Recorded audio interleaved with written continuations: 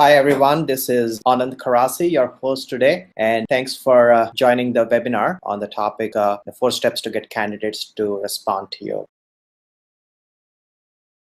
We'll just go over the background of two things, artificial intelligence and sales techniques. This is what are the core of the 4 steps.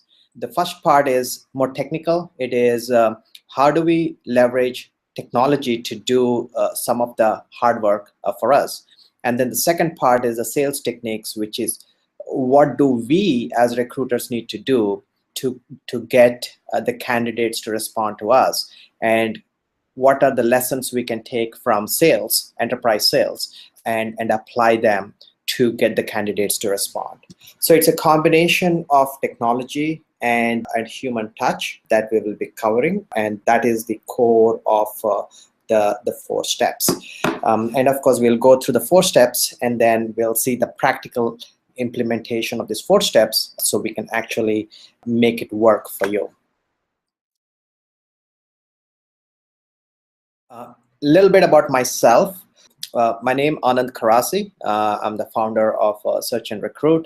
I'm a technical person by background. I graduated from MIT and IIT.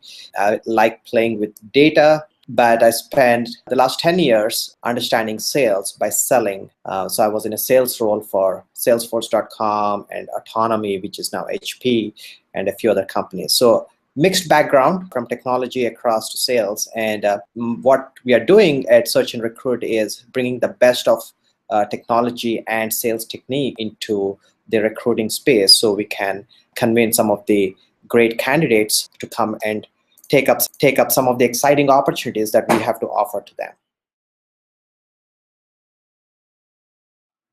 At a high level recruiting pipeline, you probably know this. Step 1 is mapping the job and creating a set of candidates that we want to engage. So that's the sourcing function. Part 2 of that is contacting the candidate and getting them to come and attend the interview.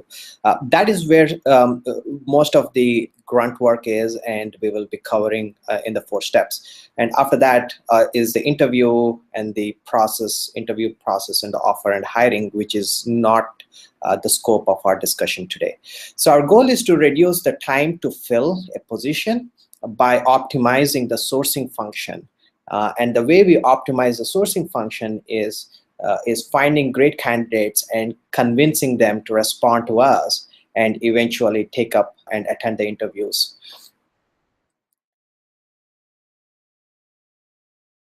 So why is it important? At least 80% of the recruiters we interviewed said it is one of the top 3 things for them. And then we went to work. How can we use artificial intelligence to help solve this problem? How can we get technology to get more great candidates to come and attend interviews? A brief introduction, what is artificial intelligence? Very simple definition is it's a machine that is learning. It is learning all the time. You may have come across it. 1997, Garry Kasparov, the top chess player, got defeated by a machine. Because the Deep Blue from IBM, it learned how to play chess. It is learning. It knows the chess moves. Not too far in the future, we will see automated cars. Google is working on them. So is Tesla and Uber and everybody else. So we will have driverless cars or self-driven cars very soon. And of course, Google, we use it every day. It is learning what people are searching for, what people like when they search and find the results. And from that, it figures out what's the best results to present, and it is one of the top companies. So that happened in 2009. So this concept of machine learning and helping us has been there, and it is only getting better. Now the question is, if machines can learn and do all of these things, why can't they find the best candidate for my job? So we took 300 million resumes with an average of 20 years of experience on each one of them. That roughly translates to about 1 billion jobs across the world, 6 billion man years of experience, and spanning about 20 million businesses. And then we've looked at the global, national, local economies over the last 40 years. and combined all of this to figure out why do people change jobs, when do they change jobs, what triggers them to change jobs. And with 6 billion man years of data, of experience data, is what our algorithms are learning from. Then this is worldwide. About 1/3 of this is in the United States. And after it learns, we ask it some basic questions. Is this candidate likely to change jobs now? Is this candidate a star performer? Does he or she doing better than others? And all of this without us reading the resume. We are asking the machine, can you tell us something about this candidate?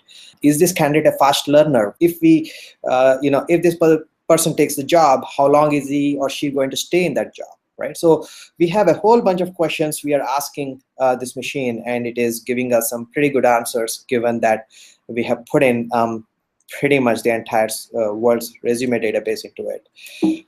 What it means is that for us in the recruiting field, we have an artificial intelligence tool. So just like Google is for search, and IBM Blue is for chess, and Tesla and Google are doing for cars, we now have SearchNRecruit for recruiting. So that's the technology piece. Now switching gears, okay, we got technology, then what, right? It's not enough.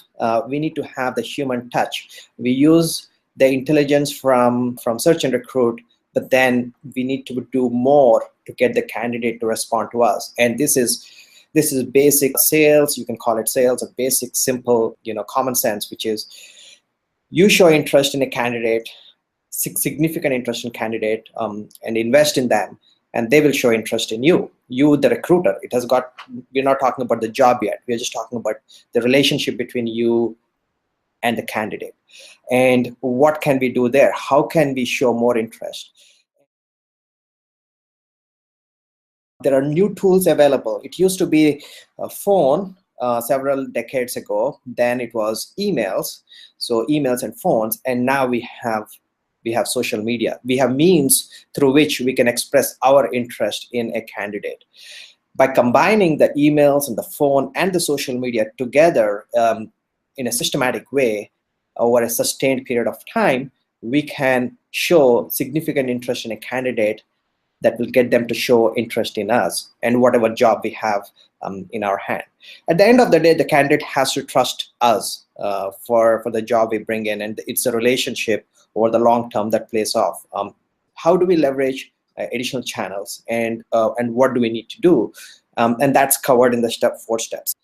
Step 1 has to do with the AI, the artificial intelligence, which will help us search for candidates, great candidates, star performing candidates, fast learning candidates, candidates who are thinking about changing jobs. So instead of searching and getting thousands of results, we will be very focused, and typically it comes down to 15% of the result set that we should focus on and target first. Step 2 is send them emails, right? You probably are doing that today, but the difference is track those emails, which is make sure when the candidate opens that email, when the candidate clicks on that link in that email, you call them immediately. That is expressing interest and showing initiative, right? So that's step 2.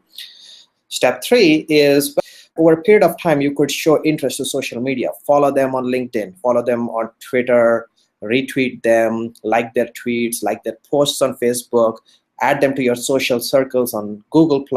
You can do a bunch of things to express your interest in them. And then step 4 is iterate your messaging, your email messaging, your social media messaging. Iterate on that and go back to step 1 and keep doing that. And once you do that over a sustained period of time, we'll see these candidates respond back. This is all the theory part covered, and we'll be going into the actual practical implementation of these 4 steps.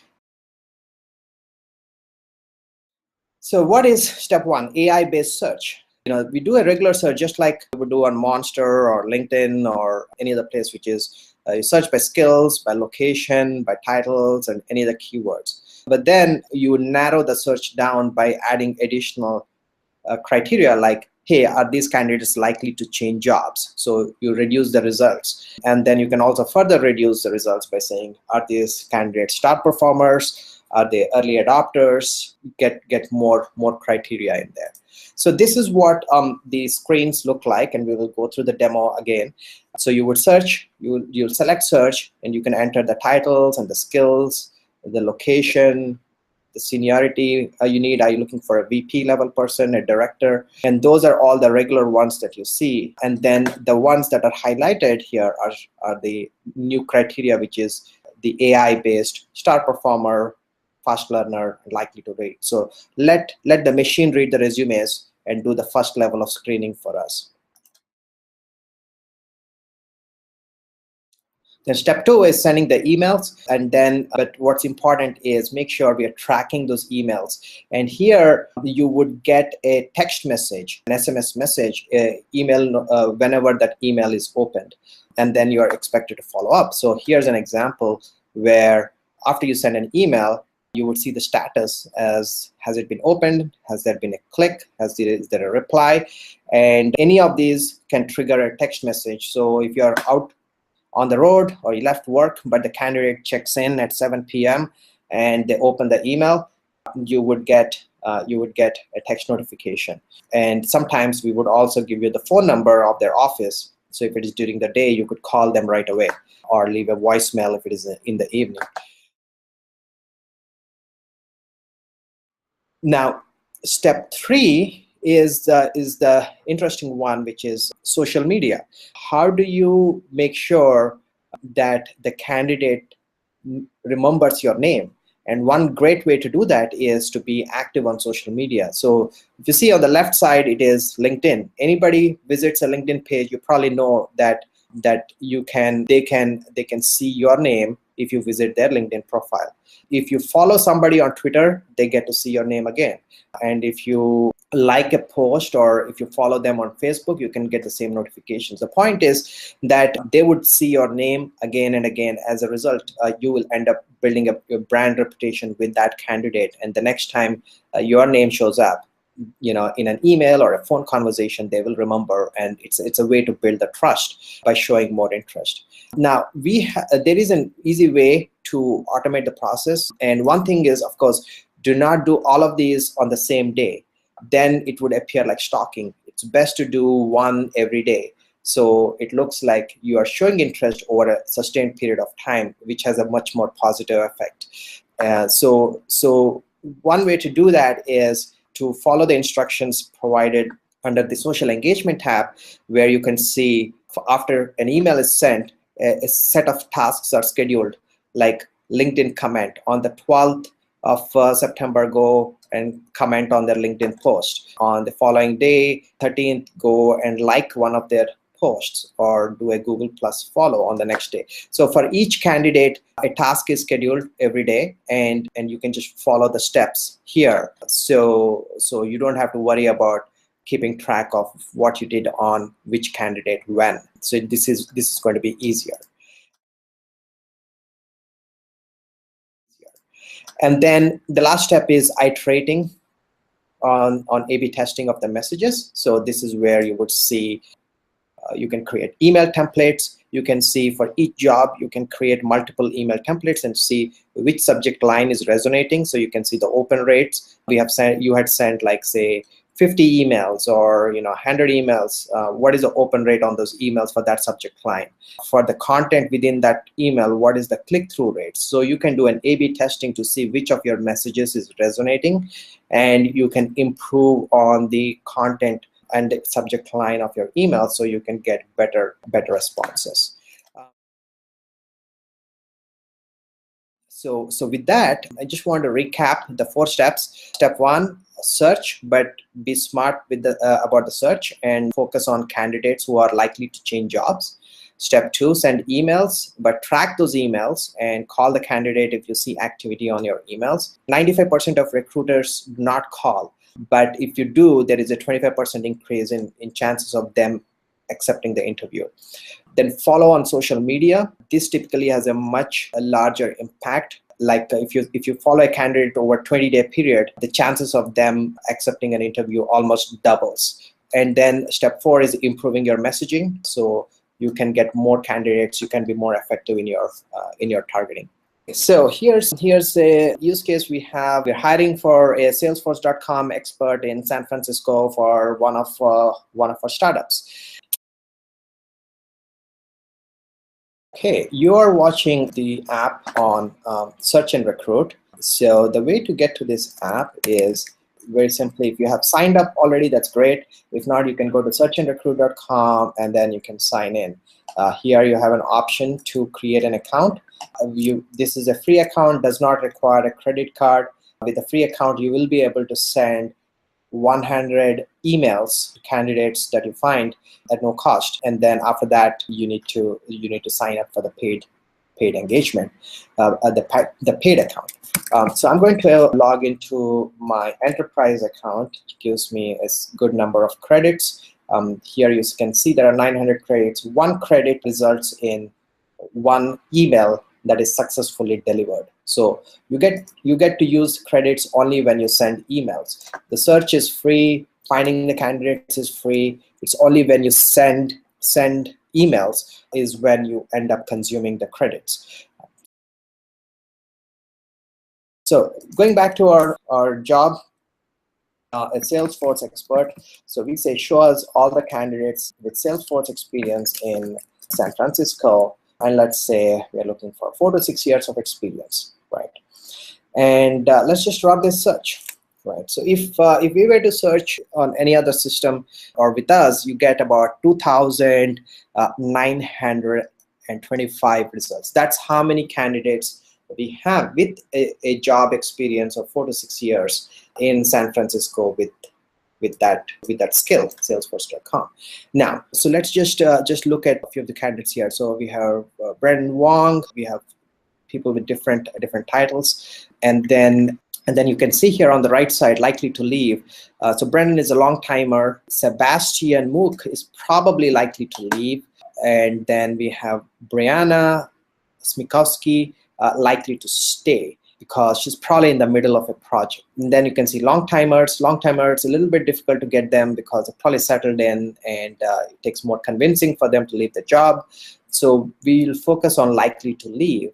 So this is where we talk about increasing our focus and being smart about the search. Is now select likely to leave, and then if you search, the search results gets narrowed down typically to about 15%.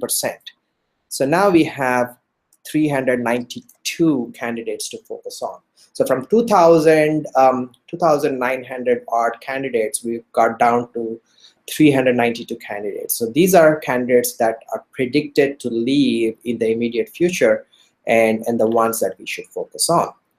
Now, we can further narrow the results down to saying, show me only candidates so that are star performers. So let's see, to 392, let's just focus only on star performing candidates. Star performing candidates are ones that we think have done very well in the past. So either they've been to good schools, have worked for big companies, good companies, have demonstrated a great traction in their career, or have worked on cool projects. So we also know what they work on, what kind of projects they work on. So now we are down to 12. So 12 candidates are star performers who are likely to leave, and these are the ones we should look at. And you can see there are the people at Marketo, Box, SkyCure. These are all companies that are interesting. So let's just pick the first one, Arash Yasavolian. Arash Yasavolian is an architect, solutions architect at Marketo. He's had about 5 years of experience, so we said 4 to 5. And then let's see, we have emails. So we can contact Arash at his Marketo email or his Gmail.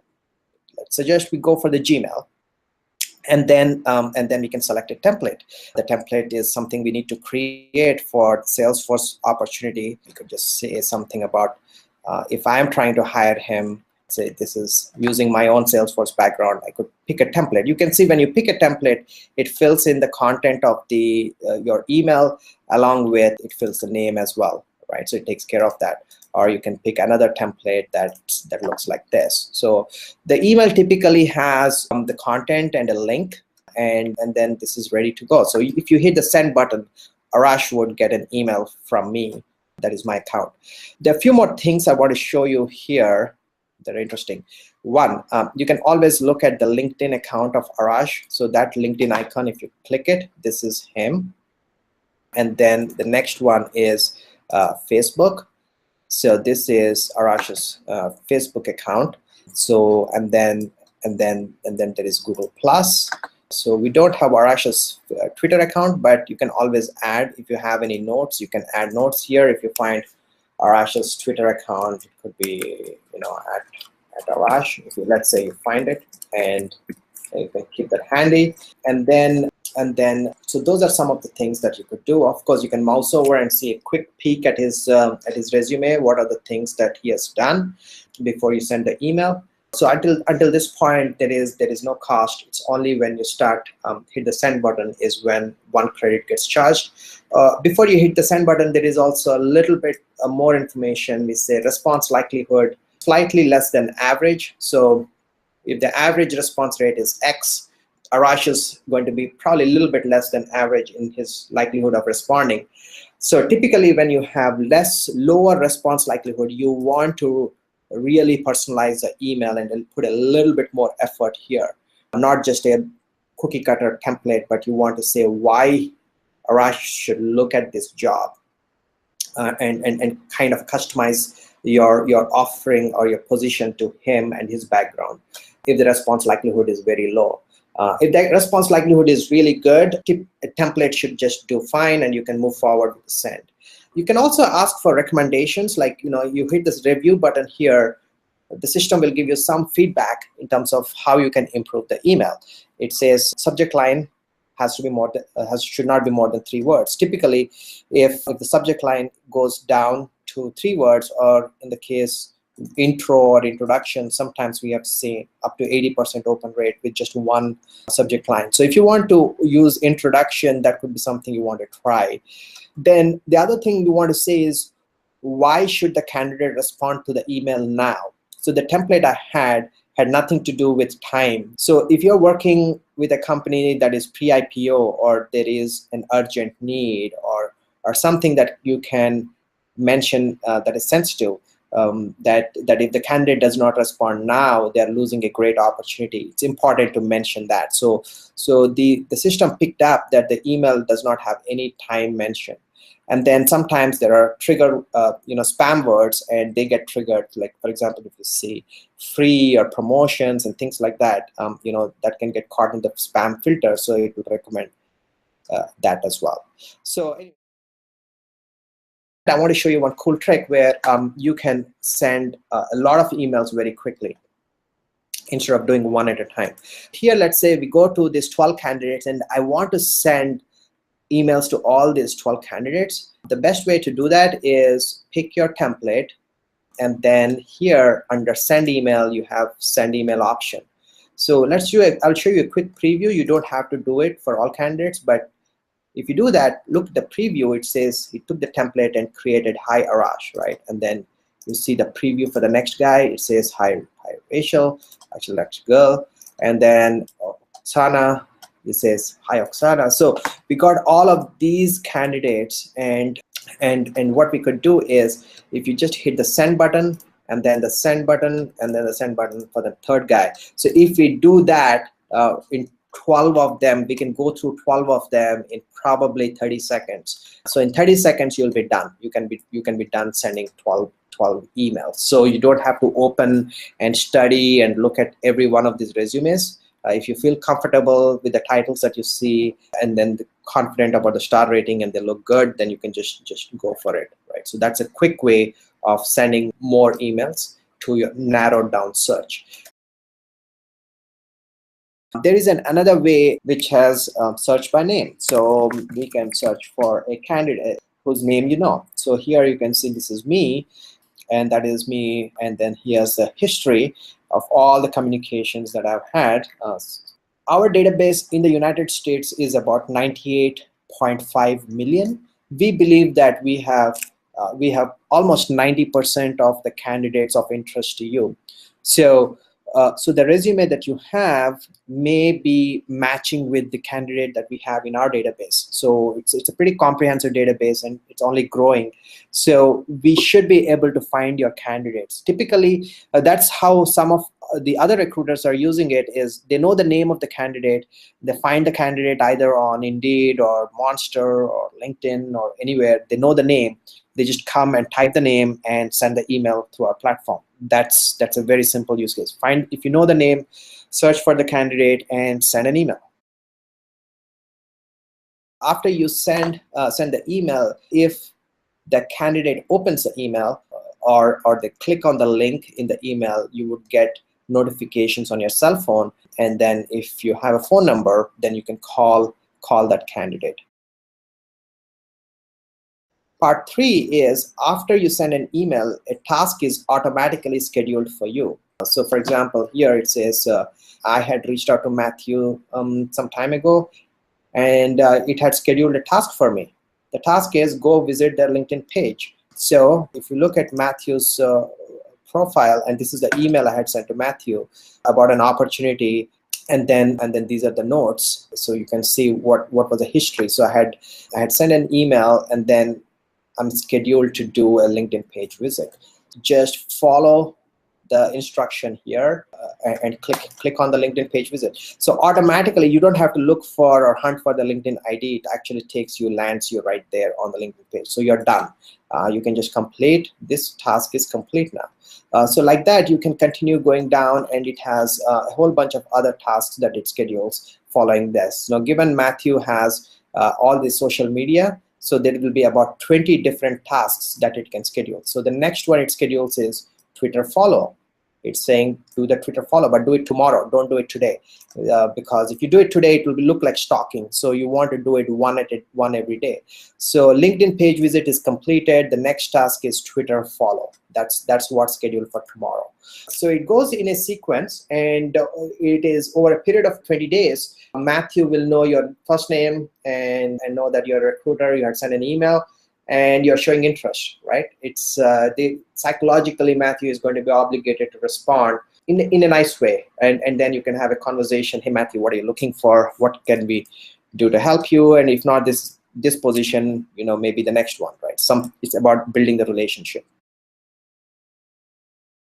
The fourth step is the email templates. The email templates are, you can create a new template. You can always type in a subject line and a content. You can see how many emails have been delivered for that template, what's the open rate been. So AI predicts your new job. It seems to work. People are curious, and this is probably a test one. Ignore that. But then, so this is another one.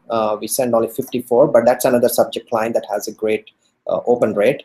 And then there are some that have a very good click-through rate, right? So it depends on the content. So positions at SearchNRecruit, I've been using it for demo, but there are others like account exec for SearchNRecruit. So we are using this for our own recruiting, partly testing and using our system for our own recruiting. So you will see some of our job postings as well. So that's step 4. And you can iterate on this. You can create different subject lines, different content to make sure your open rates and click-through rates are increasing. And then the other point I wanted to make is that when you send an email, it will go from you. There is no interim branding. There is no SearchNRecruit, nothing. It'll go as if the email went from your mailbox to them, and when they reply, the reply comes to you. We are not in the loop. If the candidate responds, you get the reply, and you can manage a relationship from there on. Our job is to get the candidate to respond to you. And once we are done, we go back and keep working on all these other technologies to continue to increase the candidate response back to you. If you would like to do a personal tour, one-on-one, so we can take some of your open job recs right now and do this more of a workshop style, so we can take your job rec and together work on it and find some candidates and send some emails and do that together. Happy to do that. So this is the Calendly.com site. where my calendar is available. So if you are interested in doing a live session with one of your job openings, happy to spend some time and do it hands-on. So we can send some emails and walk through the opens and click-throughs and your SMS, things like that. And I have some questions. So the first question is your tool for your existing database? I'm assuming you're saying existing databases. If you have a database of resumes, will our tool work on that? So we have some use cases of doing that. It's not a self-service app. We have to do it on the back end, which is we need to apply our algorithms on your data set as a custom project. We have done a couple of them so far, but they have to be a custom engagement based upon what you have in your database and what you're looking to do in the output of that. So we can talk offline if you want to discuss that and get more into the details. The next question from Amy is, can you repeat the name of the website? Okay, SearchNRecruit.com, and as in Nancy. So we are searching and we are recruiting. So it is SearchNRecruit.com, where you can go and sign up and you can get 100 credits. The next question is, for existing users, what are their email response rates? What are their success rates, that is emails to placements? So we haven't yet tracked and emails to placements. We know that our recruiters are placing these candidates because we have recruiters using this since October of last year. So we're coming to close to 12 months of continuous use. So I'm assuming they're placing. That is why they're continuing to use. The numbers that we do have, some numbers we have is the number of interviews scheduled. It is ranging anywhere from 2 to 4 times. So if a recruiter was placing, creating, one interview a week, if they're able to bring in one candidate per week for interviews, we are seeing some of them being able to do two candidates to bring in for interviews, and some are bringing in 4 per week. So they're able to, that's the range in which we are seeing improvements in getting candidates to respond and accept interviews. So that's the number we have. It's a range, and that depends upon how aggressive the recruiters are. So some of our recruiters, they are very diligent and follow through and make a phone call. And as I had mentioned, a phone call will get you a 25% chance or improvement. So they do the phone call and the social. So together, that's how they're able to increase the total number of responses to maybe sometimes 4 times what they were doing before. And some people are just using the emails, and that's typically gets them 2 times what they have been doing. Can you load the resumes into your existing database? We don't have the self-service option to load the resumes. If you know the name of the candidate, you can search for that candidate and you can put them into your list. So in that situation, you do not need to load the resume if you are just using the functionality. If there is a bounce, sometimes the emails bounce. What happens is when an email bounces, we go into multiple delivery mode. So for example, some candidates will have multiple emails. For example, this is me, and these are all the emails that I have. So we start with probably the university email, and then if it bounces, then the system automatically goes to the next email. And if that bounces, it keeps doing that, or it will take care of bouncing and trying to deliver it to the next alternative email. If ultimately we fail and the email never gets delivered, there is no charge. The credit gets back into your account. It's only when the email is successfully delivered and we have, you will get a delivery notification as well. It's only when that happens you would get charged. One other thing I did want to mention was that this tool can be used by all your colleagues and together, and if any one of them sends an email, it will show up in the system. So it will caution you that there was an activity before you engage a candidate. If any one of your colleagues engages the candidate by email, or they have done something on social media, then you get a notification in the history section where you can say who from your company, here's a domain, who from your company engaged with that candidate, when, what happened, what email did they send, was the email viewed, was the link clicked, on what date, or what was the activity of that date, and you would see all the history. So you're not stepping on each other's toes if you're both working on similar open recs, or if they had contacted a candidate and then they want to continue that, or maybe they can help you with an introduction since they already have a relationship there. So you can see some of that in the historical activity. Thank you very much for joining this webinar on the 4 steps to get great candidates to respond to you.